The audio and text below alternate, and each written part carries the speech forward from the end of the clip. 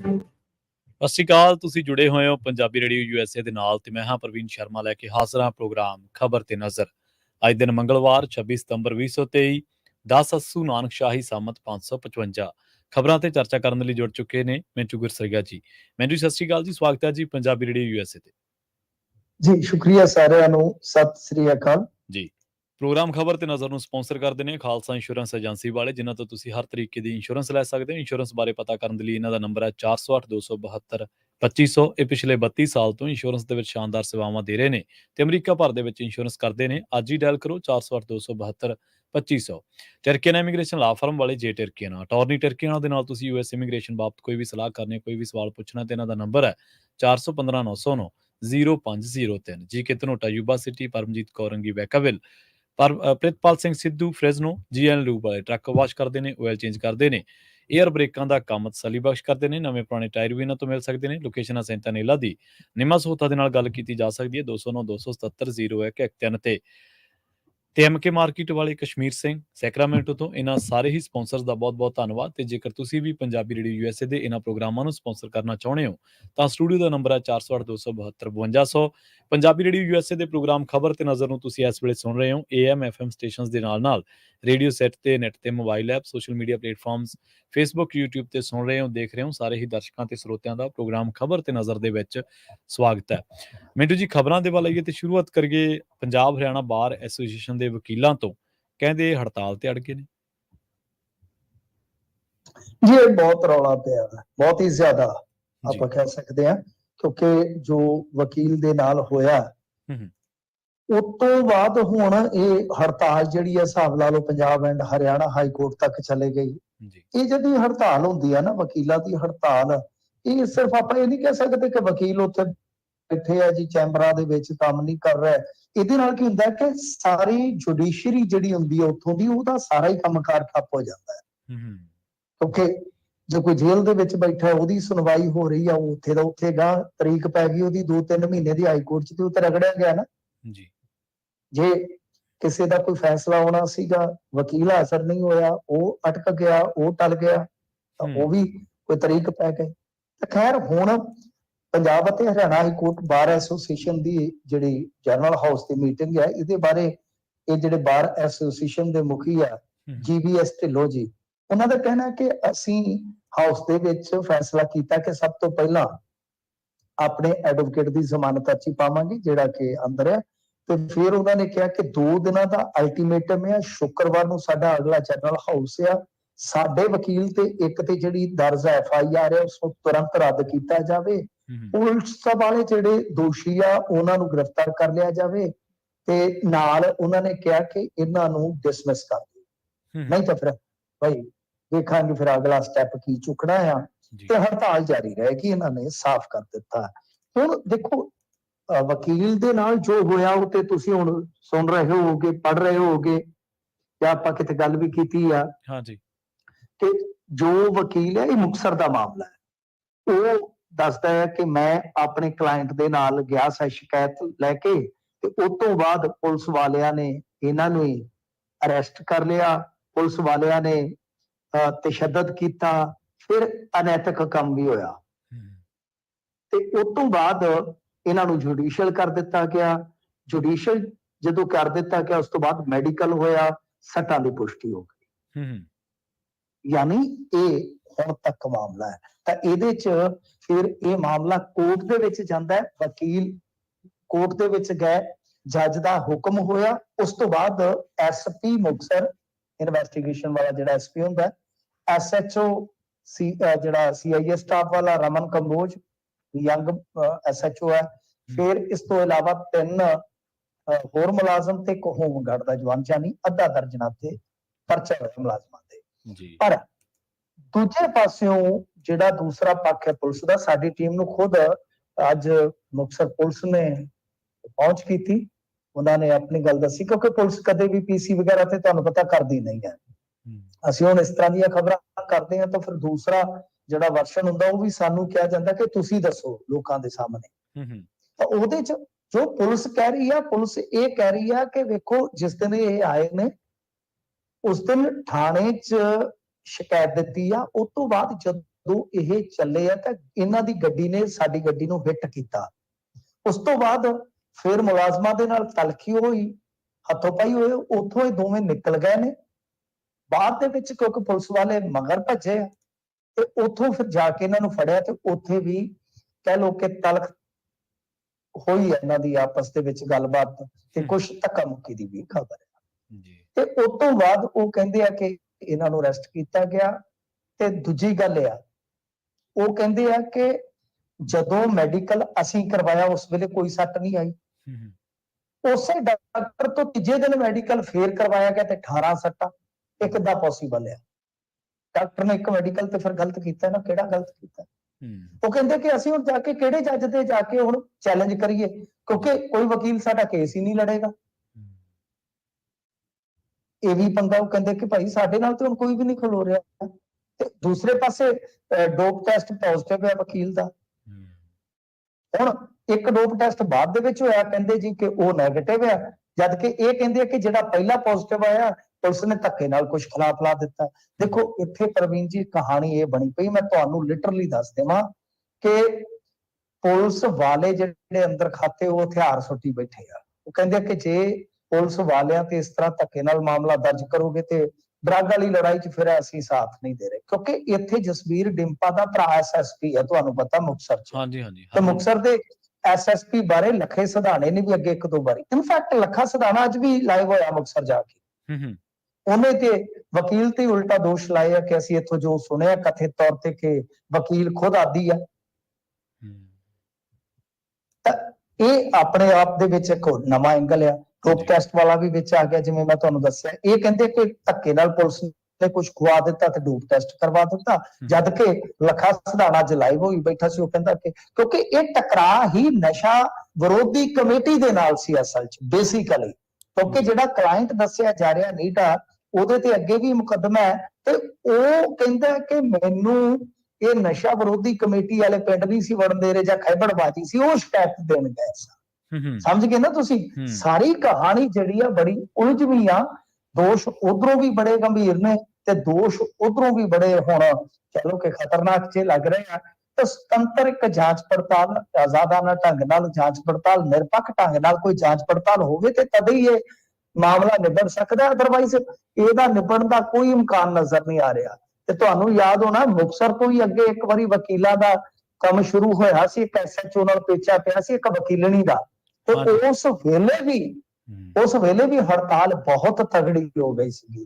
ਤਾਂ ਉਹੀ ਗੱਲ ਇਸ ਵੇਲੇ ਸਾਡੇ ਸਾਹਮਣੇ ਆ ਕਿ ਜੇ ਮਾਮਲਾ ਟੇਬਲ ਤੇ ਨਹੀਂ ਨਿਬੜਦਾ ਜਾਂ ਕਿਸੇ ਸਹਿਮਤੀ ਤੇ ਜਾ ਕੇ ਨਹੀਂ ਨਿਬੜਦਾ ਤਾਂ ਇਹ ਮਾਮਲਾ ਵੈਸਾ ਹੀ ਨਜ਼ਰ ਆ ਰਿਹਾ ਜੈਸਾ ਆਪਾਂ ਉਦੋਂ ਦੇਖਿਆ ਸੀਗਾ।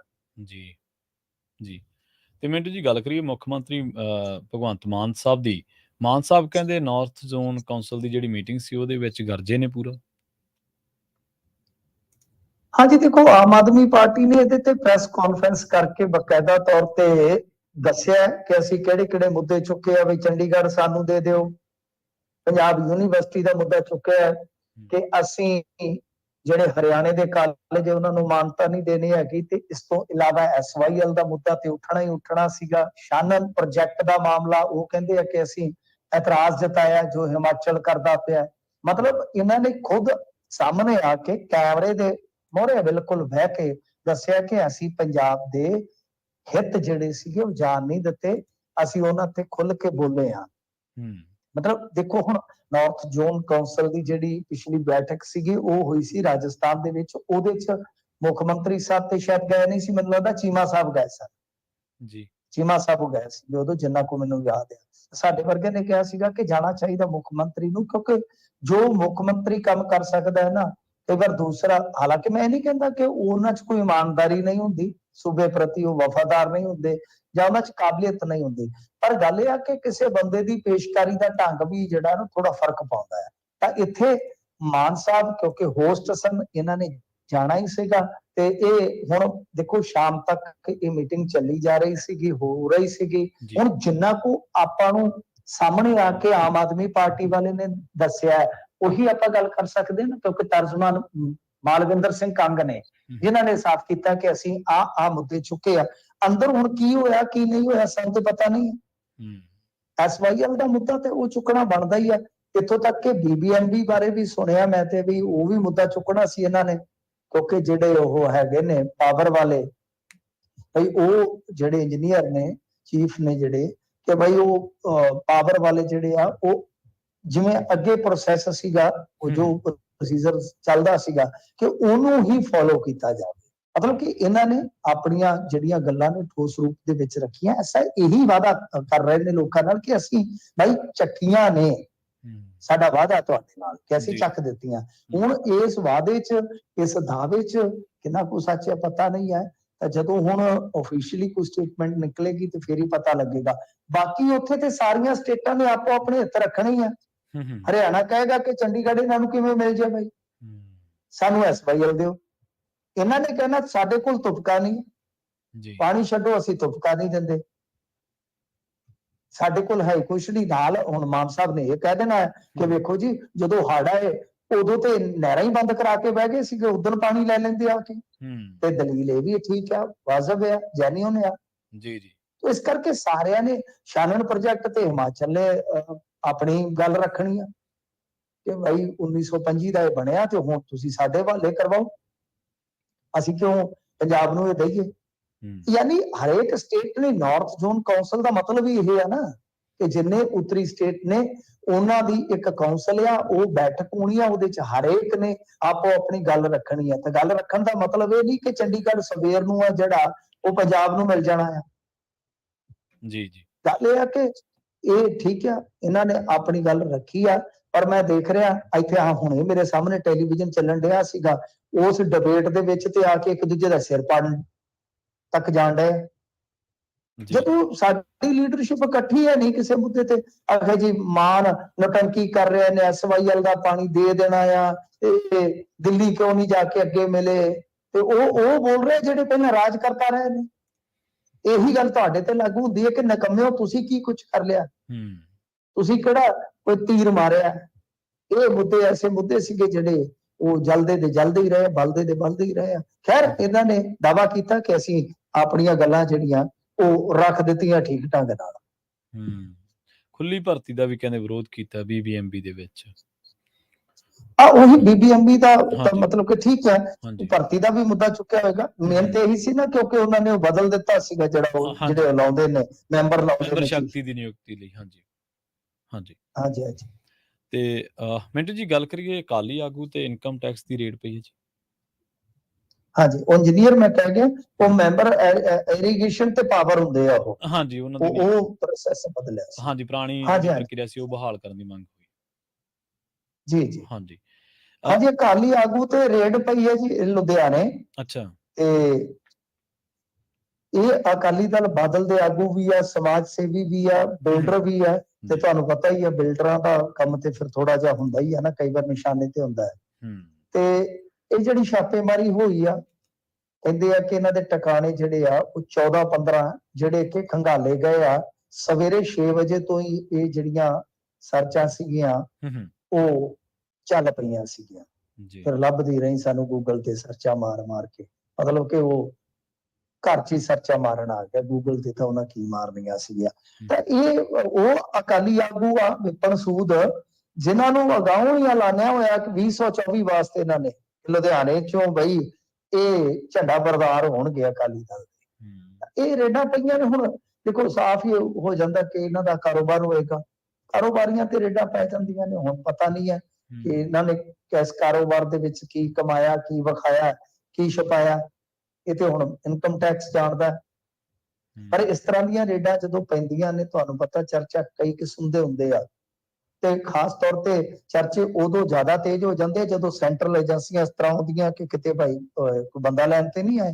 ਤੁਸੀਂ ਸਮਝਦੇ ਹੋ ਕਿ ਯਾਰ ਕੋਈ ਪਾਰਟੀ ਪੂਰਟੀ ਤੇ ਨਹੀਂ ਜੁਆਇਨ ਕਰਵਾਉਣੀ ਹੋਵੇ, ਕਿਉਂਕਿ ਅੱਜ ਕੱਲ ਨੇਤਾ ਆਪ ਨਹੀਂ ਬੋਲਦੇ ਕਿ ਹਾਂ ਬਈ ਤੂੰ ਪਾਰਟੀ 'ਚ ਆ ਜਾ। ਉਹ ਕਈ ਵਾਰ ਏਜੰਸੀਆਂ ਖਿਲਾ ਦਿੰਦੇ ਆ ਕਿ ਤੂੰ ਆਉਣਾ, ਇੱਧਰ ਪੁੱਛ ਲਓ ਨਾ, ਦੱਸ ਦੇ। ਸੋ ਖੈਰ ਇਹ ਸਾਰਾ ਕੁਝ ਹੈ ਜੀ ਕਿ ਇਸ ਤਰ੍ਹਾਂ ਲੁਧਿਆਣੇ ਦੇ ਵਿੱਚੋਂ ਅੱਗੇ ਇੱਕ ਹੋਰ ਲੀਡਰ ਬਾਰੇ ਬੜੀ ਚਰਚਾ ਚੱਲਦੀ ਪਈ ਆ ਕਿ ਉਹ ਕਾਂਗਰਸ ਛੱਡ ਕੇ ਭਾਜਪਾ 'ਚ ਜਾਣ ਵਾਸਤੇ ਤਿਆਰ ਆ, ਕਿਉਂਕਿ ਇੱਕ ਸੈਂਟਰਲ ਏਜੰਸੀ ਉਹਨਾਂ ਦੇ ਵੀ ਮਗਰ ਲੱਗੀ ਪਈ ਆ। ਖੈਰ ਇਹ ਹੁਣ ਦੇਖਦੇ ਆ ਅੱਗੇ ਕੀ ਬਣਦਾ।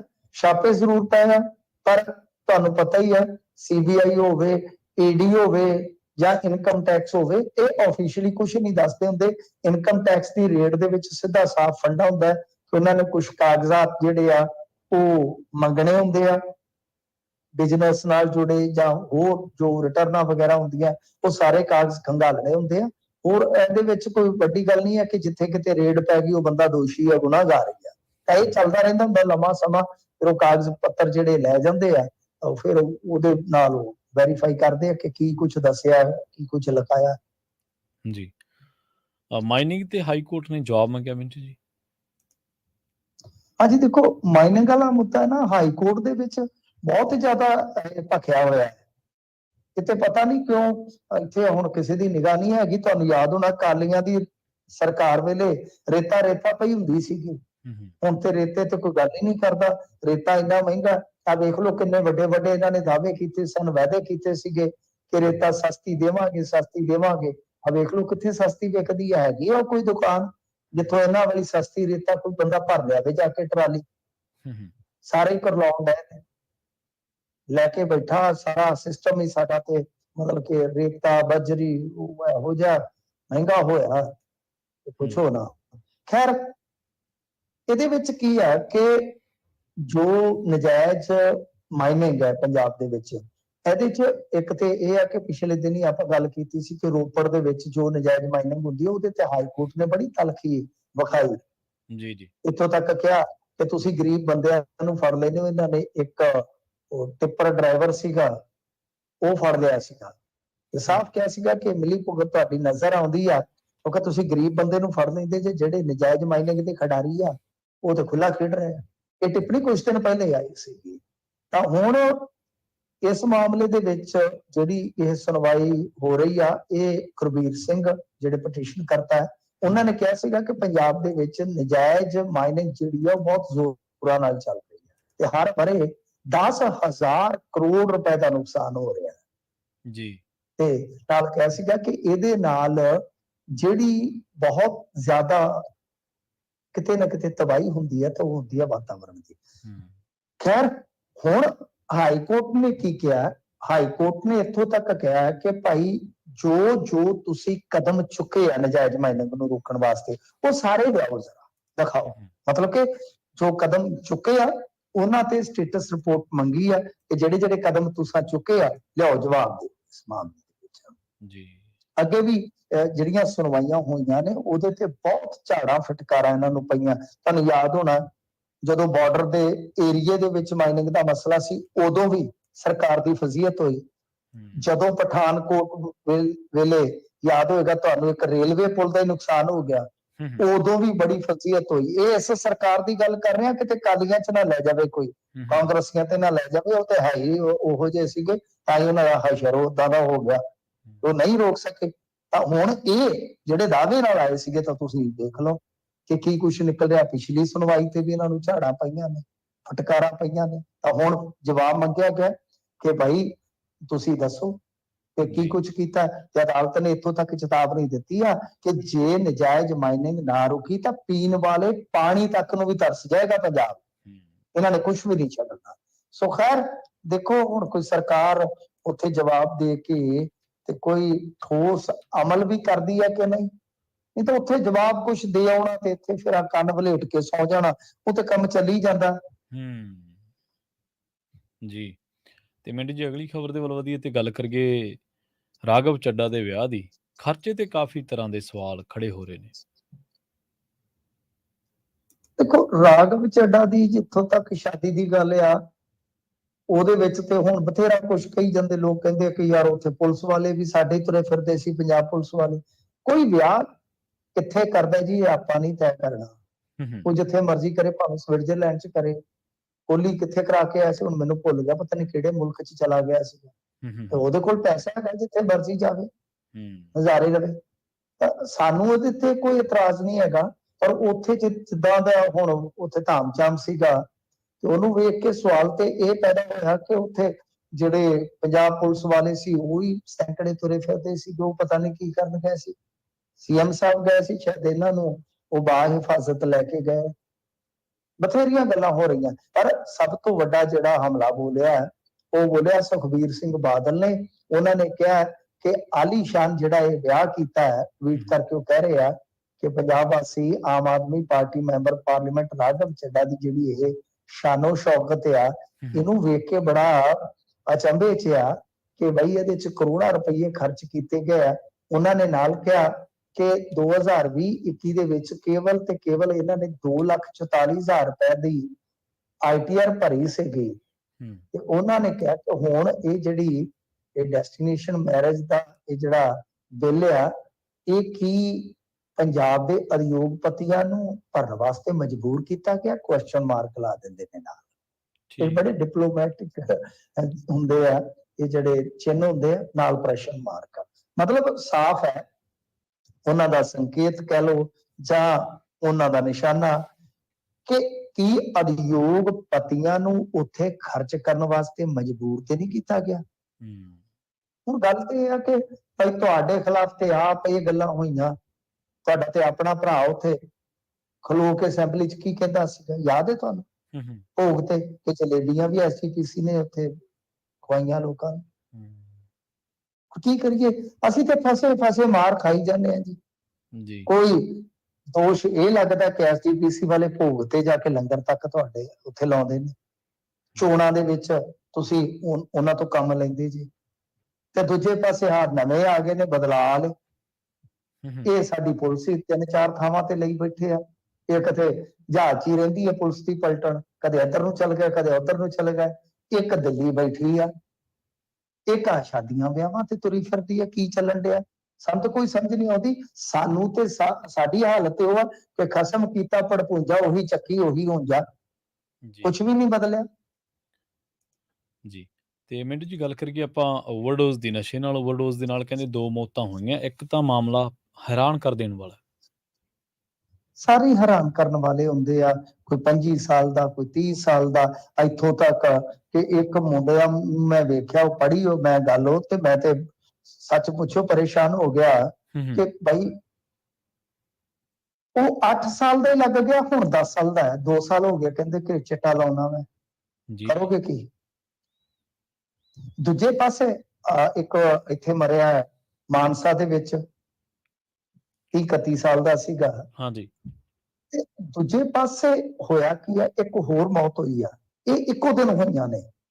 ਉਹਦੇ ਚ ਨਸ਼ਾ ਛਡਾਉਣ ਵਾਸਤੇ ਅੱਜ ਕੱਲ ਇੱਕ ਚੀਜ਼ ਹੋਰ ਚੱਲੀ ਜੀ ਇੱਥੇ ਪੰਜਾਬ ਦੇ ਵਿੱਚ, ਬੜੇ ਰੀਹੈਬ ਸੈਂਟਰ ਇਸ ਤਰ੍ਹਾਂ ਦੇ ਆ ਜਿੱਥੇ ਉਹ ਕਹਿੰਦੇ ਜੀ ਅਸੀਂ ਨਾਮ ਜਪਾ ਕੇ ਜਾਂ ਰੱਬ ਦੇ ਨਾਲ ਮੈਡੀਟੇਸ਼ਨ ਕਰਾ ਕੇ ਨਸ਼ਾ ਛਡਾ ਦਿੰਦੇ ਆ। ਹੁਣ ਗੱਲ ਇਹ ਆ ਕਿ ਜਿਹੜਾ ਸਰੀਰਕ ਤੋੜ ਵਾਲਾ ਬੰਦਾ ਯਾਰ, ਉਹ ਕਿੱਧਰ ਸਿੱਧੇ ਤੌਰ ਤੇ ਮੈਡੀਟੇਸ਼ਨ ਕਰ ਲੇਗਾ ਜਾ ਕੇ? ਉਹਨੂੰ ਤਾਂ ਘੱਟੋ ਘੱਟ ਮਹੀਨਾ 1.5 ਮਹੀਨਾ ਸੁਰਤ ਨਹੀਂ ਆਉਂਦੀ। ਅੱਗੇ ਵੀ ਇਸ ਤਰ੍ਹਾਂ ਦੇ ਇੱਕ ਸੈਂਟਰ ਤੇ ਦੋਸ਼ ਲੱਗੇ ਸਨ, ਜਿਹੜਾ ਇੱਧਰ ਸਮਰਾਲੇ ਵਾਲੀ ਸਾਈਡ ਤੇ ਸੀਗਾ, ਉੱਥੇ ਸ਼ਾਇਦ ਮਰ ਗਿਆ ਸੀਗਾ ਮੁੰਡਾ ਜੀ, ਉਹ ਕਿਸੇ ਬਾਹਰਲੇ ਪਰਿਵਾਰ ਦਾ ਸੀਗਾ। ਤਾਂ ਇੱਥੇ ਵੀ ਇਹ ਕਹਾਣੀ ਚੱਲਦੀ ਹੈ, ਇਹ ਮੁੰਡਾ ਕੋਈ ਛੱਡ ਕੇ ਗਏ ਇੱਥੇ ਮੋਗੇ ਏਰੀਏ ਦੇ ਵਿੱਚ, ਤੇ ਉਹਨੂੰ ਕਿਤੇ ਤਲਬ ਉੱਠੀ ਤੇ ਹਿਸਾਬ ਲਾ ਲਓ, ਉਹਨੇ ਉਹ ਜਿਹੜਾ ਹੈਗਾ ਸੀਗਾ ਨਾ ਸੋਲੂਸ਼ਨ ਜਿਹਾ ਹੁੰਦਾ ਪੈਂਚਰ ਲਾਉਣ ਵਾਲਾ, ਉਹ ਹੀ ਘੋਲ ਕੇ ਪੀ ਜਾ ਕੇ ਮਰ ਗਿਆ। ਕਰੋਗੇ ਕੀ?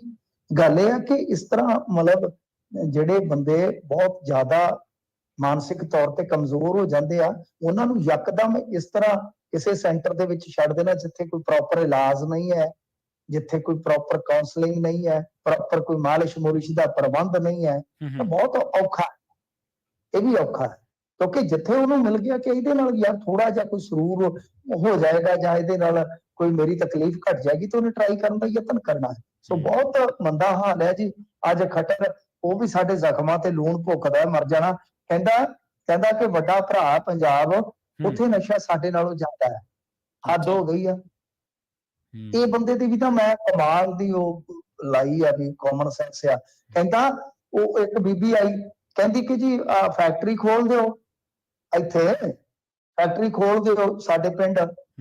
ਕਹਿੰਦਾ ਜਦੋਂ ਹੁਣ ਚੰਦਰਯਾਨ 3 ਜਾਏਗਾ ਨਾ ਉੱਤੇ ਚੰਦਰਮਾ ਤੇ, ਮੈਂ ਉਦੋਂ ਭੇਜ ਦਿਆਂਗਾ ਗੱਲਾਂ। ਕਿੱਥੇ ਬੁੱਢੀ ਦਾ ਮਰਨਾ, ਕਿੱਥੇ ਹਾਲੋ ਕੜੂ, ਇਹ ਹੋਰ ਗੱਲਾਂ ਹੀ ਕਰਦੇ ਆ। ਮਤਲਬ ਕਿ ਕਿੱਥੇ ਤੁਸੀਂ ਆਪਦੀ ਸਮੱਸਿਆ ਨੂੰ ਐਡਰੈਸ ਕਰੋ, ਆਪਦੀ ਸਮੱਸਿਆ ਨੂੰ ਦੇਖੋ। ਪੰਜਾਬ ਦੀ ਸਮੱਸਿਆ ਹੁਣ ਪੰਜਾਬ ਕਿਹਨੂੰ ਆਖੇ? ਪੰਜਾਬ ਕਿਹਦੀ ਮਾਂ ਨੂੰ ਮਾਸਿਕ ਹੈ? ਹੁਣ ਸਹੀ। ਅਸੀਂ ਤਾਂ ਕਹਿ ਨਹੀਂ ਸਕਦੇ ਕਿ ਸਾਡੇ ਤੋਂ ਪਹਿਲਾਂ ਫਲਾਣੀ ਥਾਂ ਤੇ ਜ਼ਿਆਦਾ ਨਸ਼ਾ ਸੀਗਾ, ਹੂੰ, ਪਾਕਿਸਤਾਨ 'ਚ ਜ਼ਿਆਦਾ ਨਸ਼ਾ ਸੀਗਾ, ਉੱਥੋਂ ਇੱਧਰ ਨੂੰ ਆ ਗਿਆ। ਗੱਲ ਇਹ ਆ ਕਿ ਪ੍ਰੋਬਲਮ ਜਿਹੜੀ ਆ, ਇਹ ਸਾਰੀਆਂ ਥਾਵਾਂ ਦੀ ਪ੍ਰੋਬਲਮ ਆ। ਰਲ ਮਿਲ ਕੇ ਹੰਭਲਾ ਮਾਰੋ, ਬਚਾਓ। ਸਕੂਲਾਂ ਕਾਲਜਾਂ ਦੇ ਵਿੱਚ ਇਸ ਤਰ੍ਹਾਂ ਦੇ ਸਿਲੇਬਸ, ਇਸ ਤਰ੍ਹਾਂ ਦੀ ਅਵੇਅਰਨੈਸ ਹੋਣੀ ਚਾਹੀਦੀ ਹੈ ਕਿ ਆਉਣ ਵਾਲੀ ਪੀੜ੍ਹੀ ਬਚੇ। ਬਿਲਕੁਲ। ਮਿੰਟੂ ਜੀ, ਵੈਸੇ ਤਾਂ ਖੱਟਰ ਸਾਹਿਬ ਦੇ ਕਿੱਸੇ ਆਪਾਂ ਸੁਣੇ ਹੀ ਸੀਗੇ, ਪਰ ਇਹਨਾਂ ਦੀ ਇਹ ਜਿਹੜੀ ਕੇਂਦਰ ਭਗਤੀ, ਕੇਂਦਰ ਸਰਕਾਰ ਦੀ ਭਗਤੀ, ਉਹ ਤਾਂ ਕਿਸਾਨੀ ਬਿੱਲਾਂ ਵੇਲੇ ਸਾਹਮਣੇ ਆਈ ਸੀ, ਜਦੋਂ ਕਹਿੰਦੇ ਸੀ ਡੱਬ ਵਾਲੀ ਨੂੰ ਟੱਪਣ ਦੇਣਾ ਸੀ, ਪਰ ਲੋਕ ਟੱਪ ਗਏ ਸੀ ਬਾਅਦ ਦੇ ਵਿੱਚ। ਫਿਰ ਇਹਨਾਂ ਦੀ ਗੱਡੀ ਦੀ ਸਪੀਡ ਕਈ ਵਾਰੀ ਮਿਣੀ ਹਰਿਆਣੇ ਵਾਲਿਆਂ ਨੇ ਚੰਗੀ ਤਰ੍ਹਾਂ।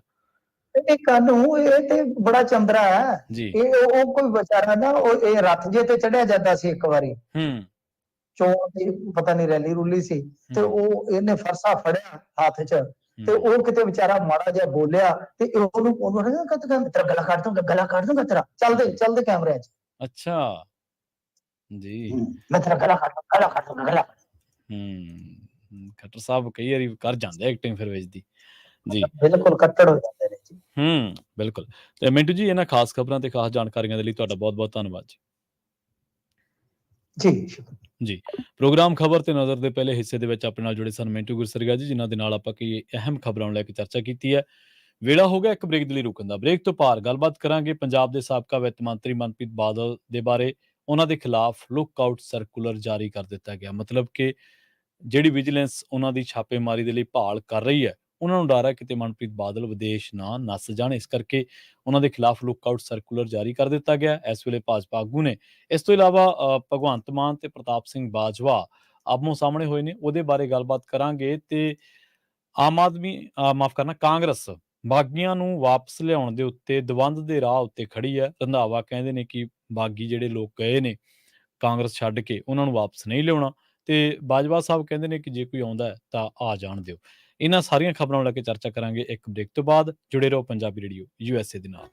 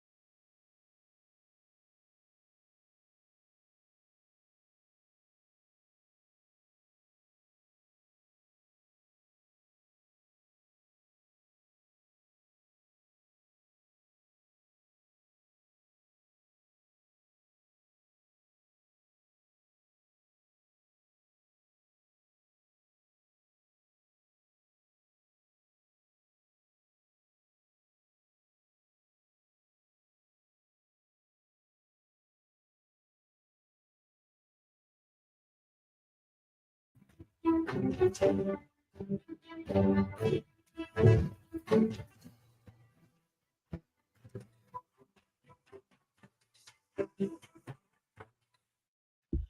ਤੋਂ ਬਾਅਦ ਇੱਕ ਵਾਰ ਮੁੜ ਤੋਂ ਤੁਹਾਡਾ ਸਾਰਿਆਂ ਦਾ ਸਵਾਗਤ ਹੈ ਪ੍ਰੋਗਰਾਮ ਖਬਰ ਤੇ ਨਜ਼ਰ ਦੇ ਵਿੱਚ। ਤੁਸੀਂ ਜੁੜੇ ਹੋਏ ਹੋ ਪੰਜਾਬੀ ਰੇਡੀਓ ਯੂਐਸਏ ਦੇ ਨਾਲ ਤੇ ਪ੍ਰੋਗਰਾਮ ਦੇ ਵਿੱਚ ਆਪਾਂ ਵਧਦੇ ਹਾਂ ਕੁਝ ਹੋਰ ਖਾਸ ਖਬਰਾਂ ਦੇ ਵੱਲ। ਪੰਜਾਬ ਵਿਜੀਲੈਂਸ ਬਿਊਰੋ ਨੇ ਬਠਿੰਡਾ ਦੇ ਵਿੱਚ ਜਾਇਦਾਦ ਦੀ ਖਰੀਦ ਦੇ ਵਿੱਚ ਕਥਿਤ ਬੇਨਿਯਮੀਆਂ ਸੰਬੰਧੀ ਰਾਜ ਦੇ ਸਾਬਕਾ ਵਿੱਤ ਮੰਤਰੀ ਮਨਪ੍ਰੀਤ ਸਿੰਘ ਬਾਦਲ ਦੇ ਵਿਰੁੱਧ ਲੁੱਕਆਊਟ ਸਰਕੂਲਰ ਜਾਰੀ ਕਰ ਦਿੱਤਾ ਹੈ। ਅਧਿਕਾਰੀਆਂ ਨੂੰ ਸ਼ੱਕ ਹੈ ਕਿ ਮਨਪ੍ਰੀਤ ਸਿੰਘ ਬਾਦਲ ਗ੍ਰਿਫਤਾਰੀ ਤੋਂ ਬਚਣ ਦੇ ਲਈ ਦੇਸ਼ ਛੱਡ ਕੇ ਭੱਜ ਸਕਦੇ ਨੇ। ਇਸ ਦੇ ਲਈ ਸਾਰੇ ਹਵਾਈ ਅੱਡਿਆਂ ਨੂੰ ਅਲਰਟ ਤੇ ਰੱਖਿਆ ਗਿਆ। ਸਾਬਕਾ ਮੰਤਰੀ ਦੀ ਭਾਲ ਦੇ ਲਈ ਛਾਪੇ ਮਾਰੇ ਜਾ ਰਹੇ ਨੇ। ਬਠਿੰਡਾ ਵਿਜੀਲੈਂਸ ਬਿਊਰੋ ਦੇ ਐਸਐਸਪੀ ਹਰਪਾਲ ਸਿੰਘ ਨੇ ਪੁਸ਼ਟੀ ਕੀਤੀ ਹੈ ਕਿ ਬਾਦਲ ਦੇ ਖਿਲਾਫ ਲੁੱਕਆਊਟ ਨੋਟਿਸ ਜਾਰੀ ਕਰ ਦਿੱਤਾ ਗਿਆ ਅਤੇ ਉਸ ਨੂੰ ਗ੍ਰਿਫਤਾਰ ਕਰਨ ਦੇ ਲਈ ਟੀਮਾਂ ਛਾਪੇਮਾਰੀ ਕਰ ਰਹੀਆਂ ਨੇ। ਮਨਪ੍ਰੀਤ ਤੋਂ ਇਲਾਵਾ ਬਠਿੰਡਾ ਨਗਰ ਨਿਗਮ ਦੇ ਸਾਬਕਾ ਕਮਿਸ਼ਨਰ ਵਿਕਰਮਜੀਤ ਸ਼ੇਰਗਿੱਲ, ਰਾਜੀਵ ਕੁਮਾਰ, ਅਮਨਦੀਪ ਸਿੰਘ, ਵਿਕਾਸ ਅਰੋੜਾ ਅਤੇ ਪੰਕਜ ਦੇ ਖਿਲਾਫ ਐਤਵਾਰ ਦੀ ਰਾਤ ਨੂੰ ਮਾਮਲਾ ਦਰਜ ਕੀਤਾ ਗਿਆ। ਮਾਮਲੇ ਦੇ ਵਿੱਚ ਰਾਜੀਵ ਕੁਮਾਰ ਅਤੇ ਅਮਨਦੀਪ ਸਿੰਘ ਨੂੰ ਗ੍ਰਿਫਤਾਰ ਵੀ ਕੀਤਾ ਗਿਆ। ਇਸੇ ਦੌਰਾਨ ਬਠਿੰਡਾ ਦੀ ਵਧੀਕ chief judicial magistrate Daljit Kaur ਨੇ ਥਾਣਾ ਅਫਸਰ ਵਿਜੀਲੈਂਸ ਨੂੰ ਇੰਡੀਅਨ ਪੈਨਲ ਕੋਡ ਦੀ ਧਾਰਾ 420, 409, 467, 471, 120 ਬੀ ਦੇ ਤਹਿਤ ਮਨਪ੍ਰੀਤ ਬਾਦਲ ਨੂੰ ਗ੍ਰਿਫਤਾਰ ਕਰਨ ਅਤੇ ਉਸ ਨੂੰ ਅਦਾਲਤ ਦੇ ਵਿੱਚ ਪੇਸ਼ ਕਰਨ ਦੇ ਹੁਕਮ ਜਾਰੀ ਕੀਤੇ ਨੇ। ਉਧਰ ਦੂਜੇ ਪਾਸੇ ਸਾਬਕਾ ਮਨਪ੍ਰੀਤ ਬਾਦਲ ਆਖਿਰ ਪੁਰਾਣੇ ਸੰਗੀ ਸਾਥੀ ਭਗਵੰਤ ਮਾਨ ਦੀ ਸਰਕਾਰ ਦੇ ਤਿੱਖੇ ਕਾਨੂੰਨੀ ਅਸੂਲਾਂ ਦੇ ਵਿੱਚ ਘਿਰ ਗਏ ਨੇ। ਹੁਣ ਪਲਾਟ ਖਰੀਦ ਮਾਮਲੇ ਦੇ ਵਿੱਚ ਕੇਸ ਦਰਜ ਹੋਣ ਤੋਂ ਬਾਅਦ ਵਿਜੀਲੈਂਸ ਬਿਊਰੋ ਨੇ ਮਨਪ੍ਰੀਤ ਬਾਦਲ ਦੀ ਗ੍ਰਿਫਤਾਰੀ ਦੇ ਲਈ ਮਸ਼ਕਾਂ ਤੇਜ਼ ਕਰ ਦਿੱਤੀਆਂ ਨੇ। ਵਿਜੀਲੈਂਸ ਟੀਮ ਦੇਰ ਸ਼ਾਮ ਭਾਜਪਾ ਆਗੂ ਦੀ ਗ੍ਰਿਫਤਾਰੀ ਦੇ ਲਈ ਪਿੰਡ ਬਾਦਲ ਵਿਚਲੀ ਉਸ ਦੀ ਰਿਹਾਇਸ਼ ਤੇ ਛਾਪਾ ਮਾਰਦੀ ਰਹੀ। ਟੀਮ ਘੰਟਾ ਭਰ ਉੱਥੇ ਰੁਕੀ ਅਤੇ ਰਿਹਾਇਸ਼ ਦੇ ਵੱਖ-ਵੱਖ ਹਿੱਸਿਆਂ ਦੀ ਜਾਂਚ ਕੀਤੀ। ਇਸ ਤੋਂ ਬਾਅਦ ਪੁਲਿਸ ਵੱਲੋਂ ਸਖਤ ਸੁਰੱਖਿਆ ਪ੍ਰਬੰਧ ਕੀਤੇ ਗਏ ਸਨ। ਵਿਜੀਲੈਂਸ ਟੀਮ 5-6 ਗੱਡੀਆਂ ਦੇ ਵਿੱਚ ਪਿੰਡ ਬਾਦਲ ਦੇ ਵਿੱਚ ਪਹੁੰਚੀ ਸੀ। ਇਹ ਮਾਮਲਾ ਬਠਿੰਡਾ ਮਾਡਲ ਟਾਊਨ ਫੇਜ਼ 1 ਨੇੜੇ ਟੀਵੀ ਟਾਵਰ ਵਿਖੇ 1560 ਵਰਗ ਗਜ਼ ਦੇ 2 ਪਲਾਟਾਂ ਦੀ ਖਰੀਦ ਦੇ ਨਾਲ ਜੁੜਿਆ ਹੋਇਆ ਹੈ। ਮਨਪ੍ਰੀਤ ਬਾਦਲ ਤੇ ਦੋਸ਼ ਹੈ ਕਿ ਉਹਨਾਂ ਨੇ 2018 ਤੋਂ ਲੈ ਕੇ 21 ਤੱਕ ਸੂਬਾ ਸਰਕਾਰ ਦੇ ਵਿੱਚ ਵਿੱਤ ਮੰਤਰੀ ਰਹਿੰਦਿਆਂ ਆਪਣੇ ਸਿਆਸੀ ਦਬਾਅ ਤੇ ਪ੍ਰਭਾਵ ਸਦਕਾ ਪਲਾਟ ਖਰੀਦੇ, ਜਿਸ ਦੇ ਨਾਲ ਸਰਕਾਰੀ ਖਜ਼ਾਨੇ ਨੂੰ ਕਰੀਬ 65 ਲੱਖ ਰੁਪਏ ਦਾ ਮਾਲੀ ਨੁਕਸਾਨ ਹੋਇਆ। ਵਿਜੀਲੈਂਸ ਹੁਣ ਤੱਕ 3 ਮੁਲਜ਼ਮਾਂ ਰਾਜੀਵ ਕੁਮਾਰ, ਅਮਨਦੀਪ ਸਿੰਘ ਤੇ ਇਹਦੇ ਨਾਲ ਵਿਕਾਸ ਅਰੋੜਾ ਨੂੰ ਗ੍ਰਿਫਤਾਰ ਕਰ ਚੁੱਕੀ ਹੈ। ਵਿਜੀਲੈਂਸ ਬਿਊਰੋ ਦੇ ਤਰਜਮਾਨ ਦੇ ਮੁਤਾਬਕ ਇਸ ਮਾਮਲੇ ਨੂੰ ਲੈ ਕੇ ਬਠਿੰਡਾ ਸ਼ਹਿਰੀ ਦੇ ਸਾਬਕਾ ਵਿਧਾਇਕ ਸਰੂਪ ਚੰਦ ਸਿੰਗਲਾ ਵੱਲੋਂ ਮਨਪ੍ਰੀਤ ਬਾਦਲ ਅਤੇ ਹੋਰਾਂ ਦੇ ਖਿਲਾਫ ਸ਼ਿਕਾਇਤ ਦਰਜ ਕਰਵਾਈ ਗਈ ਸੀ। ਸ਼ਿਕਾਇਤ ਦੀ ਜਾਂਚ ਤੋਂ ਬਾਅਦ ਕੇਸ ਦਰਜ ਕੀਤਾ ਗਿਆ। ਉਧਰ ਦੂਜੇ ਪਾਸੇ ਗੱਲ ਕਰੀਏ ਕਾਂਗਰਸ ਦੀ। ਕਾਂਗਰਸ ਨੇ ਸੂਬਾ ਸਰਕਾਰ ਦੇ ਖਿਲਾਫ ਰੋਸ ਪ੍ਰਗਟਾਉਂਦਿਆਂ ਸ੍ਰੀ ਮੁਕਤਸਰ ਸਾਹਿਬ ਦੇ ਵਿੱਚ ਆਮ ਆਦਮੀ ਪਾਰਟੀ ਦੀ ਸਰਕਾਰ ਨੂੰ ਨਸ਼ਿਆਂ ਦੇ ਨਾਲ ਪੰਜਾਬ ਦੀ ਜਵਾਨੀ ਨੂੰ ਉਜਾੜਨ ਵਾਲੀ ਸਰਕਾਰ ਦੱਸਿਆ। ਬੁਲਾਰਿਆਂ ਨੇ ਆਮ ਆਦਮੀ ਪਾਰਟੀ ਦੀ ਸਰਕਾਰ ਨੂੰ ਨਸ਼ਾ ਖਤਮ ਕਰਨ ਦੇ ਵਿੱਚ ਫੇਲ ਕਰਾਰ ਦਿੰਦਿਆਂ ਪੰਜਾਬ ਦੇ ਪੈਸੇ ਨੂੰ ਕੇਜਰੀਵਾਲ ਦੀ ਮਰਜ਼ੀ ਦੇ ਮੁਤਾਬਕ ਵਰਤਣ ਦੇ ਲਈ ਪੰਜਾਬ ਵਿਰੋਧੀ ਸਰਕਾਰ ਵੀ ਕਰਾਰ ਦਿੱਤਾ ਹੈ।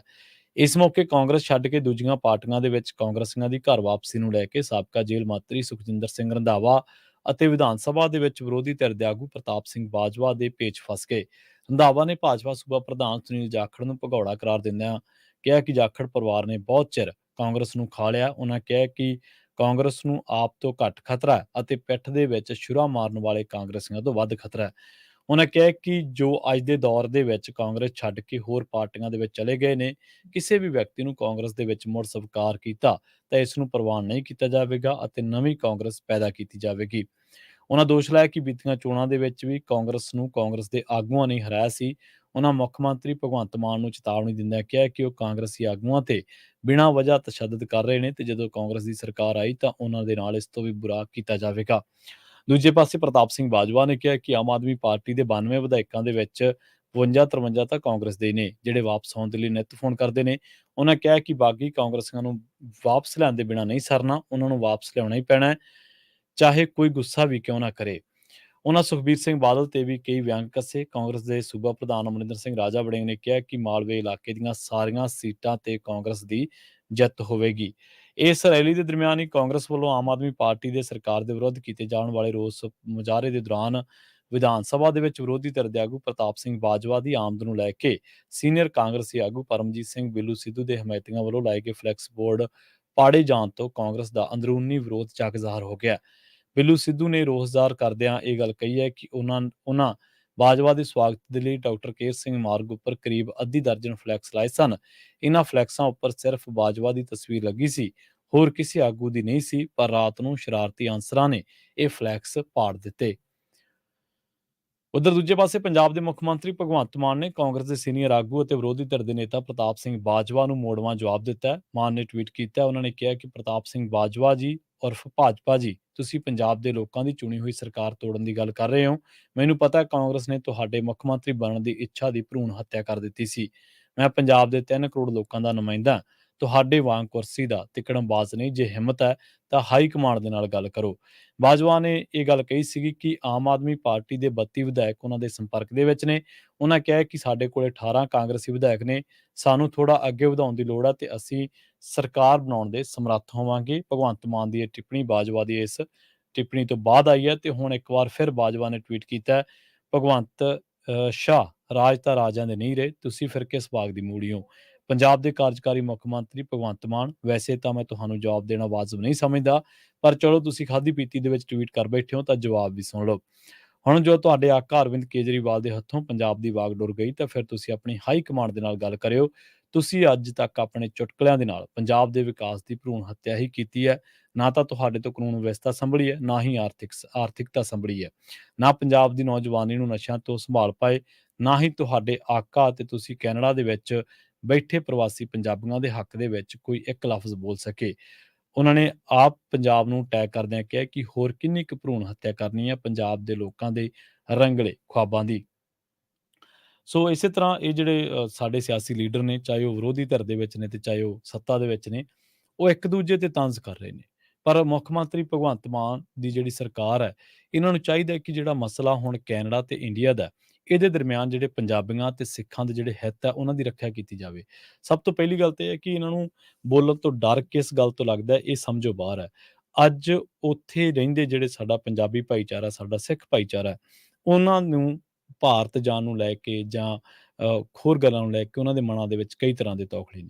ਦੂਜੇ ਪਾਸੇ ਜਿਹੜੇ ਪੰਜਾਬ ਦੇ ਵਿੱਚ ਕਾਰੋਬਾਰੀ ਨੇ, ਚਾਹੇ ਉਹ ਟੈਕਸੀ ਦੇ ਕਾਰੋਬਾਰ ਦੇ ਨਾਲ ਜੁੜੇ ਲੋਕ ਨੇ, ਟਰਾਂਸਪੋਰਟੇਸ਼ਨ ਦੇ ਕਾਰੋਬਾਰ ਦੇ ਨਾਲ ਜੁੜੇ ਲੋਕ ਨੇ, ਮੈਰਿਜ ਪੈਲਸਾਂ ਦਾ ਕਾਰੋਬਾਰ ਕਰਦੇ ਨੇ, ਚਾਹੇ ਉਹ ਕੈਟਰਿੰਗ ਦਾ ਕੰਮ ਕਰਦੇ ਨੇ, ਚਾਹੇ ਉਹ ਗੱਡੀਆਂ ਕਿਰਾਏ ਤੇ ਦੇਣ ਦਾ ਕੰਮ ਕਰਦੇ ਨੇ।